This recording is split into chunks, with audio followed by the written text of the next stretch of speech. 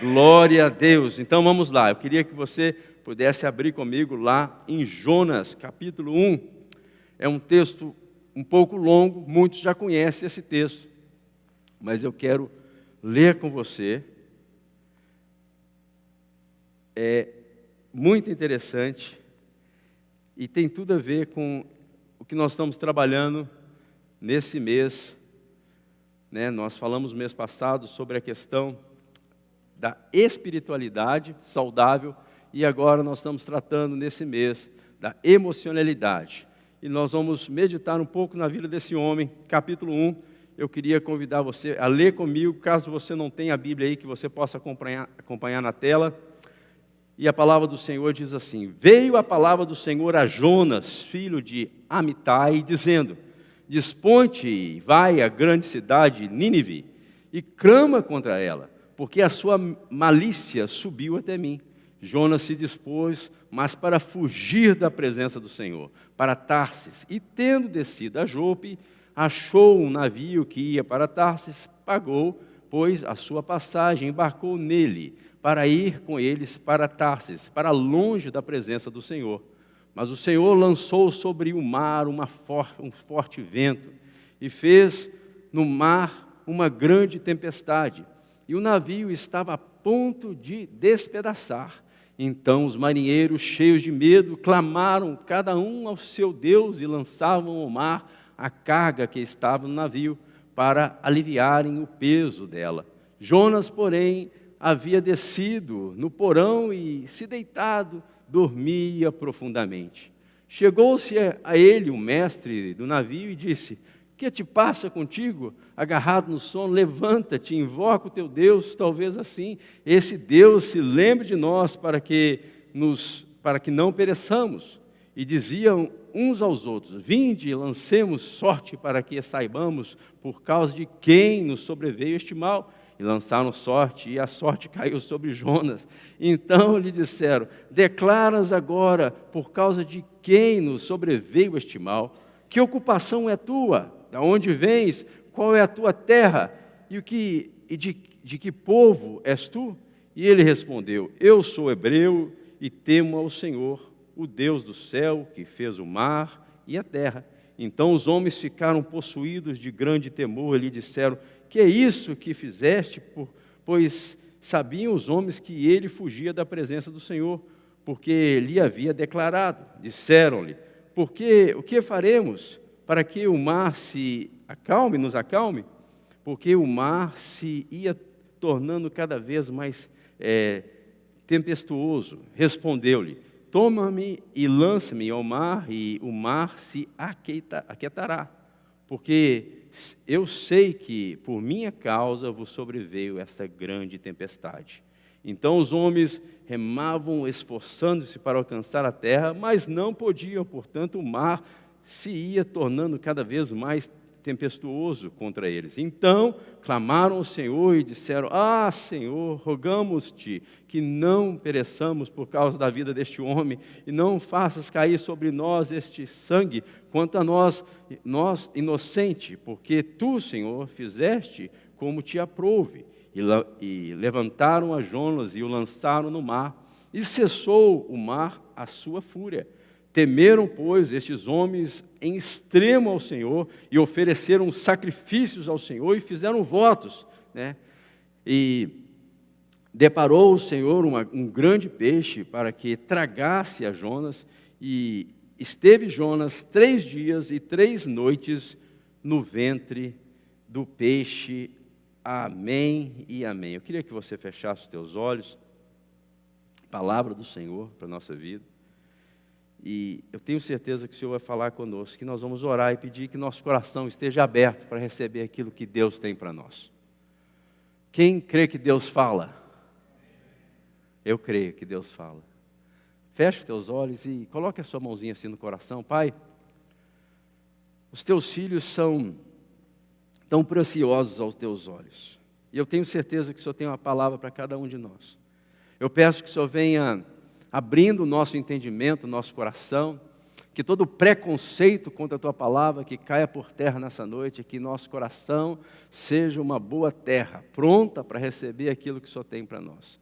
Eu peço que o Senhor possa trazer a paz do Senhor Jesus sobre cada coração, sobre cada mente, aquelas pessoas que estão nos assistindo pela internet, aqueles que estão aqui presenciais, que a boa mão do Senhor seja com cada um de nós, Pai. Nós oramos agradecidos pela Tua palavra, em nome de Jesus. Amém? Quem diz amém? Então, eu quero falar sobre um assunto muito interessante que tem a ver com a busca de uma vida emocional saudável. E eu queria falar sobre o governo da alma, porque quem governa a alma, governa a vontade. Você crê assim? Quem governa a alma, governa a vontade. Você vai entender bem. Veja bem o que estava acontecendo. Talvez você que nasceu na igreja, ou você que, com certeza você já ouviu a história de Jonas, e o Senhor chama esse homem e ele bate de frente com Deus. Ele se prontificou para sair, para fazer justamente aquilo que Deus, para correr da presença do Senhor, para não andar segundo aquilo que Deus tinha. Deus fez tudo isso que nós acabamos de ler. Agora ele é tragado e ele é cuspido ali em Nínive, e agora ele prega a mensagem do Senhor depois de muito custo, tá? Não foi fácil para convencer o profeta. E o que aconteceu que aquele povo, eles se convertem, eles aceitam, eles recebem a palavra de Deus. E aí que ficou pior, porque Jonas, ele não queria que isso acontecesse. Aí, no final do livro, você vai ver Jonas sentado, ele fica longe, ele senta e ele espera para ver o que ia acontecer. Mas irado com Deus, irado com a situação, ele ficou frustrado consigo mesmo, frustrado com Deus, frustrado com a situação, porque ele definitivamente não queria que aquilo acontecesse, ou seja, que aquele povo se convertesse, que aquele povo aceitasse, que aquele povo recebesse a palavra de Deus. O que estava acontecendo? A Bíblia diz, onde nós lemos, que a malícia daquele povo, a maldade, chegou até Deus. E isso é uma coisa que a gente tem que pensar o seguinte: a maldade tem tempo de duração, tá? Você que talvez está passando aí por uma situação de injustiça, algo que você fala assim, não pode, isso aqui não pode ser assim, isso aqui está errado, isso aqui não pode ser assim. Então, é bem claro isso, a maldade, a injustiça tem tempo de duração. Então, a malícia chegou, subiu até Deus, daquele povo, e o Senhor levanta um profeta. Quem era o profeta? Jonas. E Jonas, todo profeta que é levantado, ele não é levantado por ser levantado, ele é levantado com uma palavra de Deus, com algo da parte do Senhor, porque o Senhor tinha algo para fazer no meio daquele povo. Só que a dificuldade aqui dessa história toda é que o profeta, ele não concordava com a palavra, o profeta, ele não concordava com a mensagem, o profeta era um profeta antagônico. Ou seja, havia um desacordo entre Deus, que era o dono da palavra, o dono da mensagem, com aquele que tinha que entregar a mensagem. Em outras palavras, eu não concordo, eu não quero, eu não acho que é justo, eu não acho que é certo. E foi o tema do livro em si, dos 4 capítulos do livro de Jonas. Agora pensa numa coisa difícil, pensa numa coisa complicada. É você querer andar com Deus sem você concordar com Deus. É você querer ser crente, é você querer ser parte de um povo sem você entender ou sem você concordar os princípios de Deus, aquilo que Deus quer fazer na terra. Nós cantamos sobre o reino de Deus. Venha o teu reino, a glória do Senhor. Agora imaginem, às vezes nós olhamos para Jonas e falamos assim, o que está acontecendo com esse cara? Por que ele teve esse tipo de procedimento? Mas nos nossos dias você vê muita gente dessa mesma forma, que diz que anda com Deus, mas não concorda com Deus, que diz que serve a Deus, mas não aceita aquilo que é palavra de Deus. E é uma coisa muito dura, Tem muita gente assim, desalinhada com a vontade do Senhor, nesses dias que nós estamos vivendo.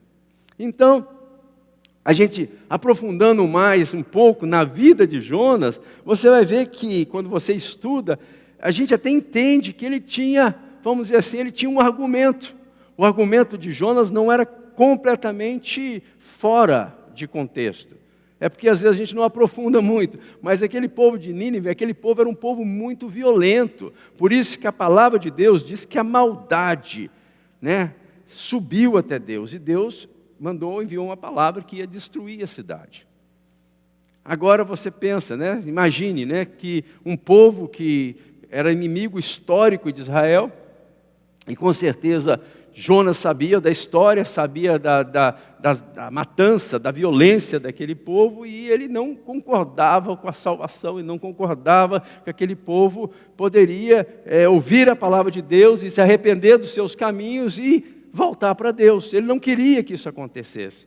E não, por isso ele se levanta e não quer, ele foge da presença do Senhor. Agora, o que acontece? É claro, é lógico aqui, não tem como negar, que esse homem, é inegável que esse homem estava doente da alma. E esse é o tema que nós vamos trabalhar nessa noite. É sobre a questão de ter uma alma, uma emocionalidade saudável. E a gente vê claramente que esse homem aqui, é inegável que ele estava irado, ele estava doente da alma, ele estava amargurado, ele queria destruição, ao ponto dele questionar Deus. Esse é o limite da loucura, é você bater de frente com Deus e você achar que você tem razão e Deus está errado. É o limite da loucura você achar que você está certo e o Todo-Poderoso, o Criador dos céus e da terra, aquele que te criou, aquele que sabe tudo, está equivocado no seu proceder. Mas foi o que ele fez. Mas ele não para aí. Ele chegou ao ponto de preferir, gente, a morte a obedecer a Deus. Ele preferiu a morte a obedecer a Deus. Então, a gente pode falar claramente, segundo a palavra de Deus, que esse homem era um suicida. Não somente uma vez, no capítulo 1 nós vemos isso, mas também nós vamos ver isso no capítulo 4, ele pedindo para si a morte. E aqui eu queria abrir um parágrafo, assim, um parênteses, não um parágrafo, um parênteses, porque se tem uma coisa que tem matado as pessoas nesses dias, é o suicídio. Muitas pessoas tirando as suas vidas, porque não estão entendendo, não estão conseguindo absorver a vida que Deus deu. A vida, a palavra de Deus fala que nós, no mundo, nós vamos passar por aflições, por lutas, por dificuldades. Sempre foi assim. Mas o que está acontecendo nesses dias nossos, que tem aumentado de uma maneira enorme o número de pessoas que têm tirado a sua própria vida. E foi o que aconteceu aqui. Às vezes, um tempo atrás, as pessoas se matavam por questões absurdas, A pessoa faliu, a pessoa estava com uma doença terminal, a situação estava bem difícil, e isso acontecia, sempre aconteceu. Suicídio sempre aconteceu dentro da história humana, mas nos nossos dias, por causa da carência emocional do povo, isso tem aumentado de forma exponencial. As pessoas, infelizmente, têm quitado a sua própria vida. Jovens, a segunda causa de morte entre jovens é o suicídio. Talvez você não saiba disso. Suicídio está matando quase igual ao câncer. Principalmente o período que nós estamos tendo pós-pandemia. As pessoas, porque estão emocionalmente desequilibradas, doentes, enfermas, elas não estão conseguindo lidar com os embates da vida e elas estão fazendo isso, que é uma loucura. Mas é a história de Jonas aqui. Ele falou assim, eu quero morrer, mas fazer isso que tem que ser feito, eu não quero. Então, Jonas era uma bomba ambulante. Uma pessoa que estava completamente desgovernada. Tem muita gente que aparentemente está tudo bem. Você conversando, fala assim, não, está tudo bem. Mas essa pessoa é uma pessoa que está desgovernada, ou seja, não tem o governo da alma, ela não consegue lidar com as suas próprias emoções, ela não consegue lidar com a sua própria alma, com os próprios embates que ela passa na sua vida. E isso é muito sério. Agora, tem uma história que eu estava lembrando quando eu estava preparando essa mensagem, de uma entrevista. Nós perdemos a semana retrasada, o Jô Soares morreu, acho que com 84 anos, e um tempo atrás ele entrevistou aqui um cantor, aqui, quem é mais ou menos da minha idade vai lembrar, quem não vai lembrar. O nome dele era Nelson Ned. Quem lembra quem é Nelson Ned aqui? Só a velha guarda. A galera nova, ninguém sabe quem que é esse cara, né? Eu vou explicar quem é. Nelson Ned era um cantor, ele era anão, ele era bem pequenininho, assim. E ele teve uma vida completamente louca. Mas no final da sua caminhada, ele se converte ao Evangelho. E nessa feita, ele foi até o programa do Jô, né? E o Jô foi fazer a entrevista com ele. E ele chamou a atenção na entrevista dele, que ele fala o seguinte, que ele era um gigante no palco, mas ele era um anão como homem. Que ele era um gigante no palco, mas ele era um anão como pai. Que ele era um gigante no palco, era um cara que cantava em 3 línguas, com uma voz poderosa, conhecido não somente no Brasil, mas fora do Brasil, cantava em inglês, cantava em espanhol, conhecido, vendeu muitos discos. Ele frequentou lugares aqui que nem talvez Roberto Carlos, que talvez seja o nome da música popular brasileira aí, não frequentou, de conhecido que foi. Porém, ele disse que era um gigante no palco, mas ele era um anão como homem, um anão como pai. E assim a gente tem visto. A gente vê na história de Jonas. Um homem que era um gigante, um homem né, que entendia as questões espirituais, ele conhecia Deus, ele falou assim, Deus vai fazer isso, e Deus vai fazer isso, vai fazer aquilo. Ele sabia, ele não tinha dificuldade de saber quem era Deus, mas emocionalmente ele era um anão. Então é possível você ter pessoas que são gigantes em determinadas áreas, porém em outras áreas elas são nanicas, pequenas, não cresceu. E é isso que a gente precisa entender. Porque a gente às vezes faz uma leitura errada das coisas. A gente pensa porque uma pessoa está conseguindo fazer determinadas coisas, está conseguindo andar em determinadas áreas da vida dele em vitória, em outras áreas também ela vai andar em vitória, e não é verdade isso. Por isso que nós precisamos entender que o homem, ele não é constituído somente de um corpo. Né? Quem governa, por isso que eu disse, quem governa bem a sua alma, governa bem a sua vontade.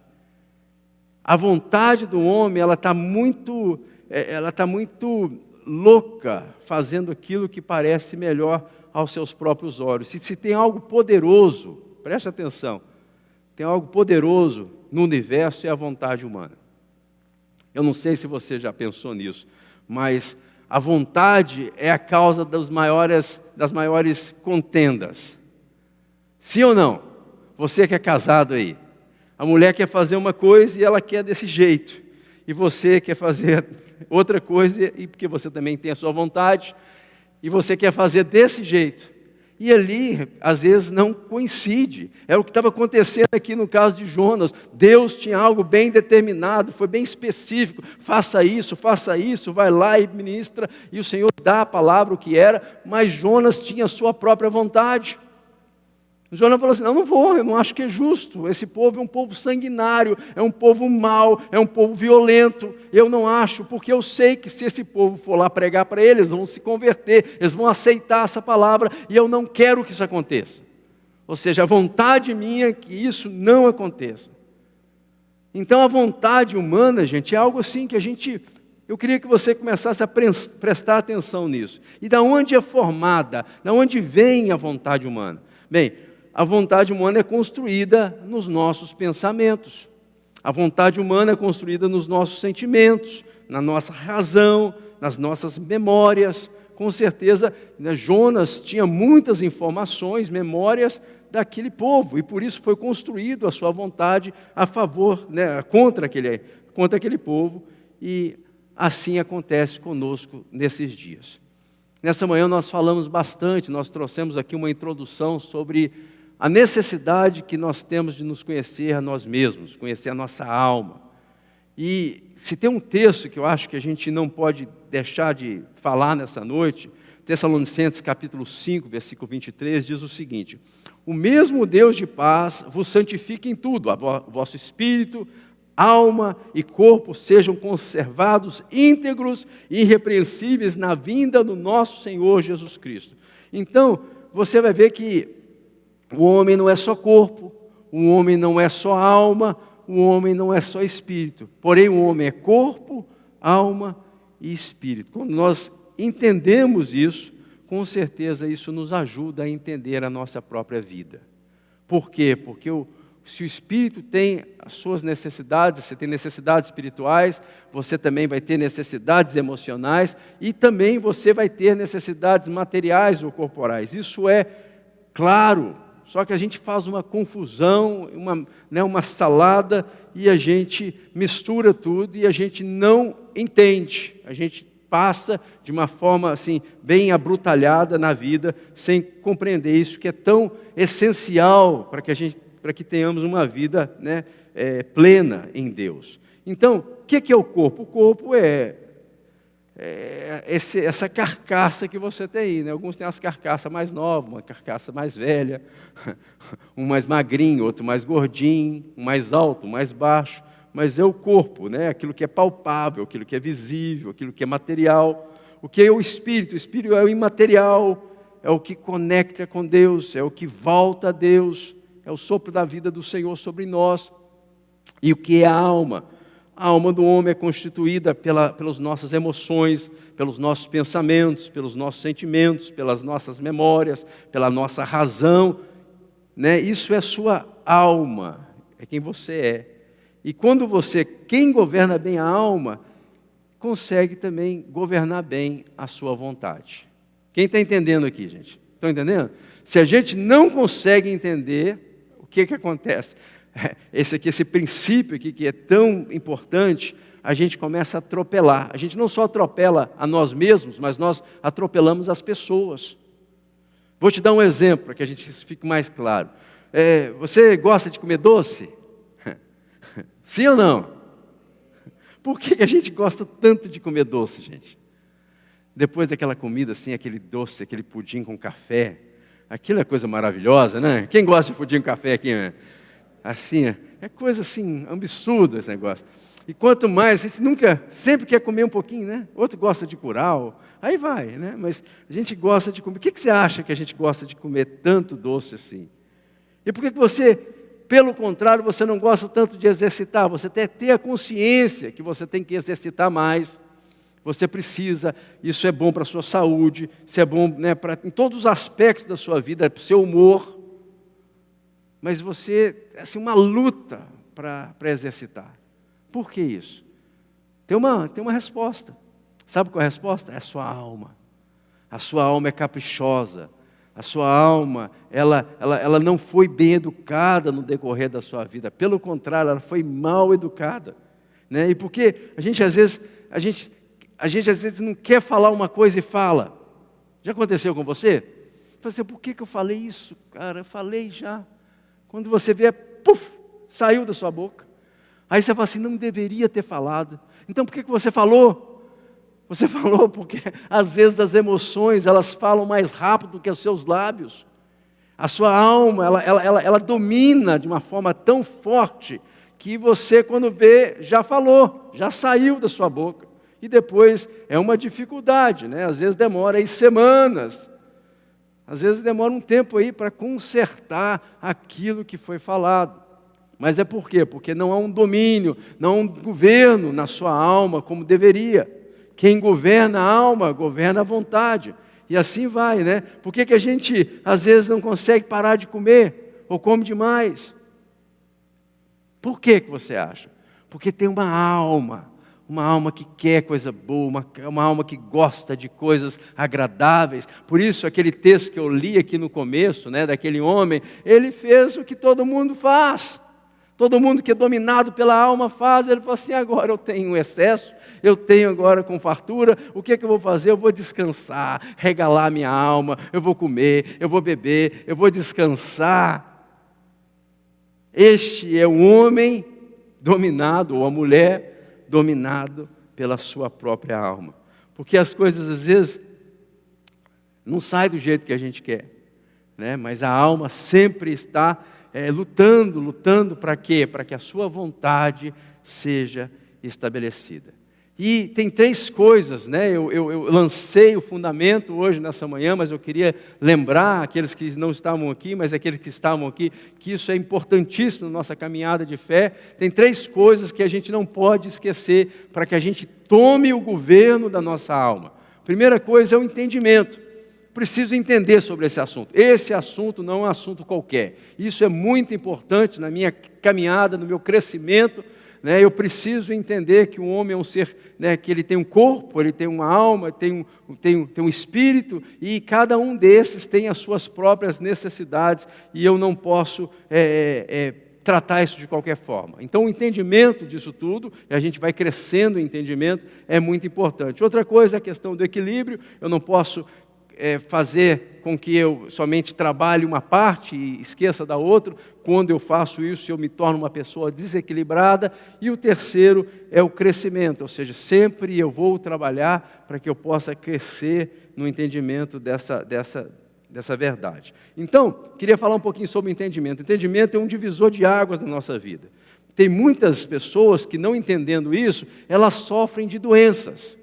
A maioria das doenças, quando eu falo de maioria, eu falo de mais de 50% das doenças, elas não começam no corpo, elas não começam na parte biológica, mas elas começam na parte emocional e aí passam para a parte do corpo, né? São as doenças psicossomáticas, ou seja, psique com a soma, que é o corpo. Isso vai levando as pessoas para um abismo. Como que isso acontece, pastor? Até mesmo doenças como câncer.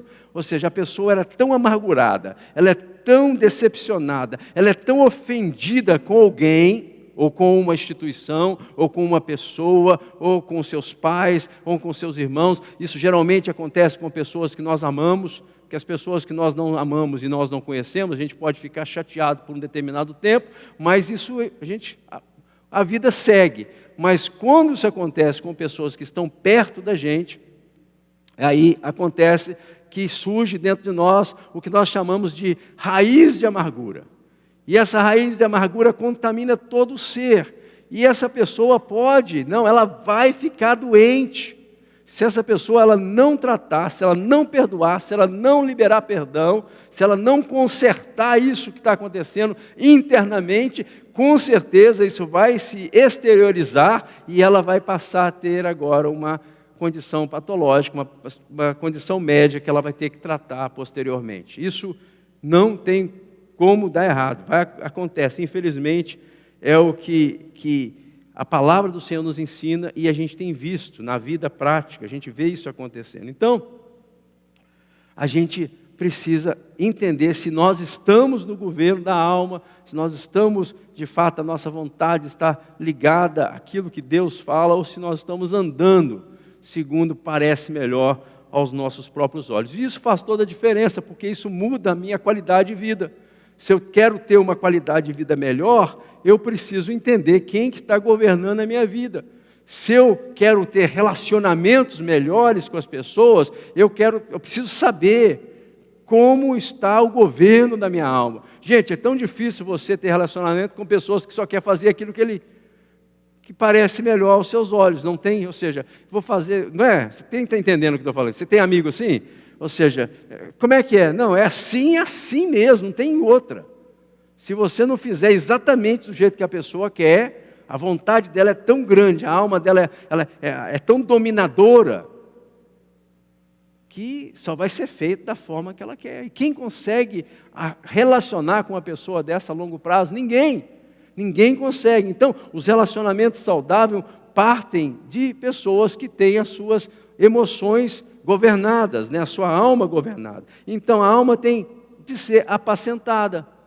Por isso que nós entendemos o que a palavra do Senhor diz, E aí chama a atenção quando nós pegamos aquilo que Deus fala na sua palavra e absorvemos para a nossa vida. Nós precisamos disso, ter a nossa alma apacentada. Então, primeira coisa é ter entendimento. Segunda é ter o equilíbrio. Falei nessa manhã, o equilíbrio faz toda a diferença. Por quê? Porque pessoas que só preocupam com uma parte da sua vida. Por exemplo, tem gente que só preocupa com o físico, com o material. Ou o seu corpo, ou coisas. O seu corpo, ou coisas. Ou seja, trabalha, é um trabalhador, é uma pessoa que dá um bom sustento aos seus filhos, ele paga as contas, ele faz tudo para levar a sua vida material em ordem. Seu físico está em ordem, uma pessoa que se preocupa com o físico, com o palpável, com o visível, mas as suas emoções estão um desastre.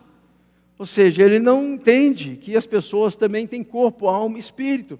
Que as pessoas que, principalmente os homens, né, os homens são mais meio embrutecidos, não sabem que as mulheres elas são mais emocionais, elas precisam às vezes ser ouvidas. E os homens querem somente a coisa acontecendo numa rapidez, ou seja, truculentos muitas vezes.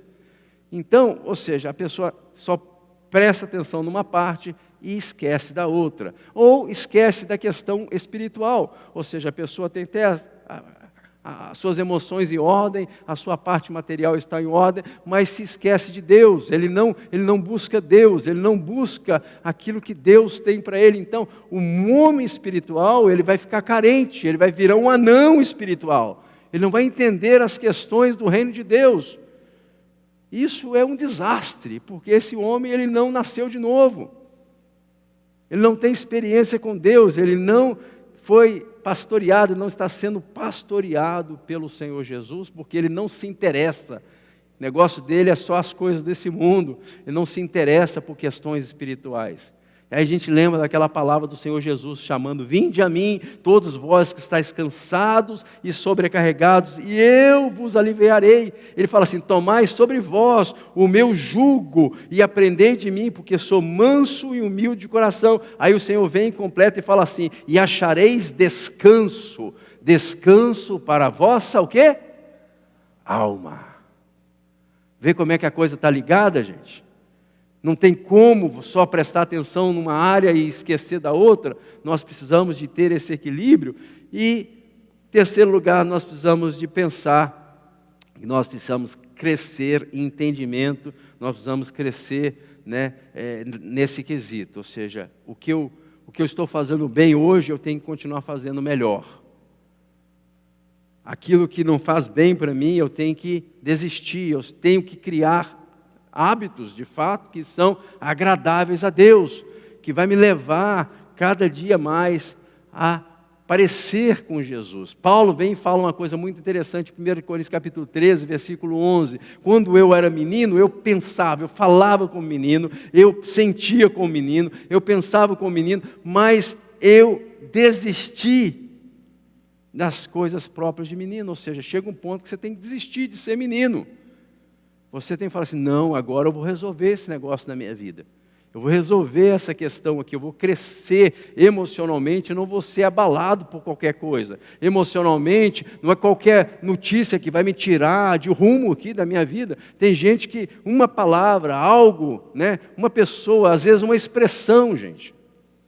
A pessoa tem uma expressão, a pessoa fica verdadeiramente igual um menino. Às vezes, trabalho a gente vê muito isso, porque o trabalho, a coisa está acontecendo ali, né?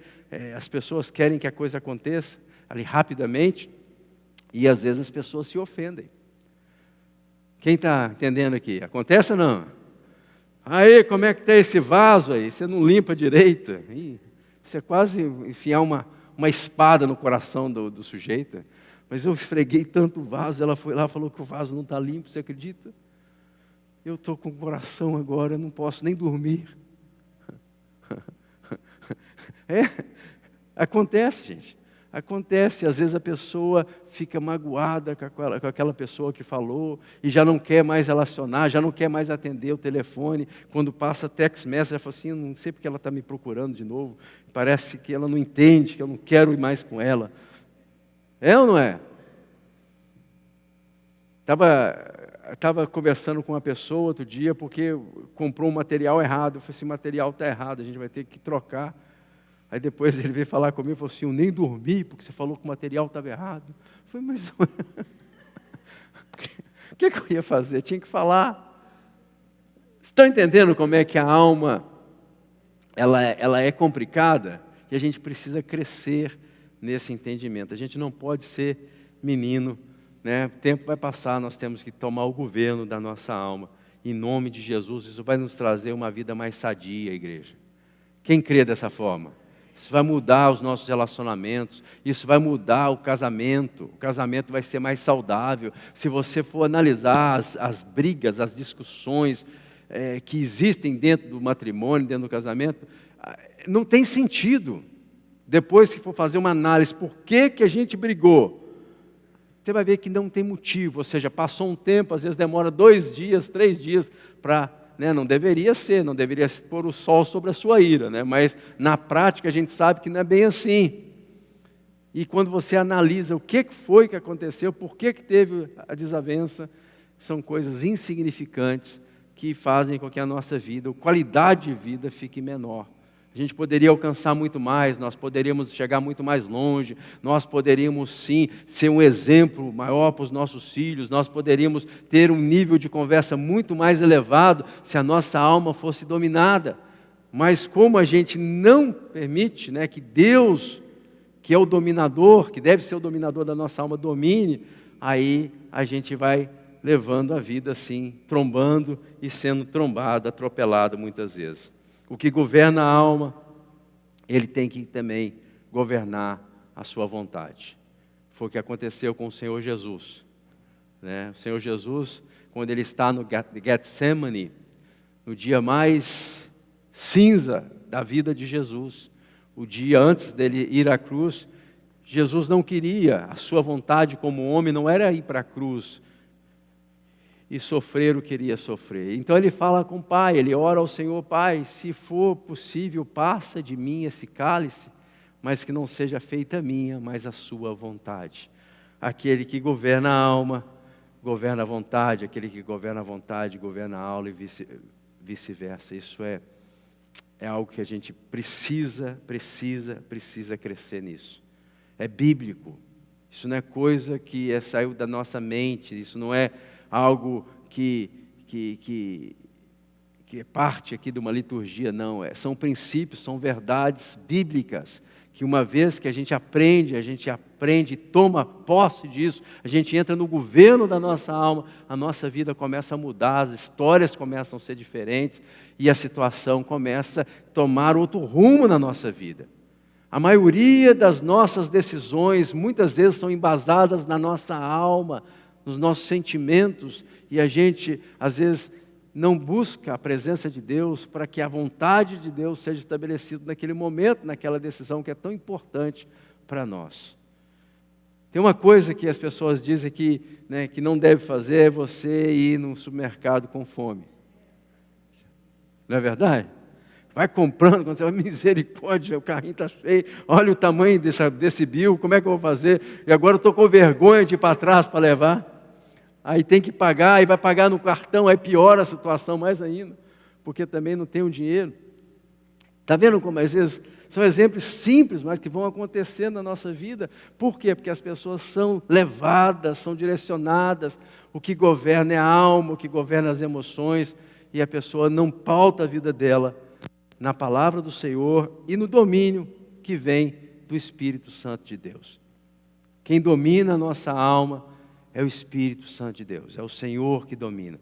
Então eu queria trazer alguns textos que vão nos ajudar a trazer um padrão bíblico para isso que nós estamos falando aqui. Romanos capítulo 2, versículo 12, versículo 2 diz assim: não vos conformeis com esse século, mas transformai-vos pela renovação da vossa mente, para que experimenteis o que seja boa, agradável e perfeita vontade de Deus. Romanos capítulo 2, 12, 2. João capítulo 4, 34 diz assim: Jesus lhe disse: a minha comida é fazer a vontade daquele que me enviou e realizar a sua obra. Hebreus capítulo 10, versículo 36 diz assim: porque a necessidade de paciência, porque necessitais de paciência, para que, depois de haverdes feito a vontade de Deus, possais alcançar as promessas. Ou seja, às vezes a gente quer as promessas, a gente quer alcançar as promessas de Deus para a nossa vida, mas a gente necessita de paciência para que a gente possa herdar. Mas isso vem o quê? Vem através da vontade de Deus, ou seja, Deus, o Espírito de Deus governando a nossa alma, e a gente, de fato, permitir que a vontade dele seja estabelecida. A gente não pode ser Jonas, achar que nós sabemos mais que Deus. A gente não pode ser Jonas, permitir que a nossa justiça venha, ao invés de permitir que a justiça de Deus seja estabelecida. 1 Pedro capítulo 4, versículo 2, fala assim: para que no tempo em que vos resta na carne, ou seja, aqui, não vivais mais segundo as concupiscências, os desejos dos homens, mas segundo o quê? A vontade de Deus. Esse tempo que nós temos aqui, essa vida que nós temos na terra, esse é o nosso desafio, esse é o grande desafio que nós temos, é permitir que a vontade de Deus seja estabelecida nas nossas vidas. Romanos capítulo 8, versículo 5, diz o seguinte, tudo a ver, fecha aqui o que nós estamos falando, porque os que se inclinam para a carne, aqueles que se inclinam para a alma, cogitam as coisas da alma, da carne, mas aqueles que se inclinam para o Espírito, das coisas do Espírito.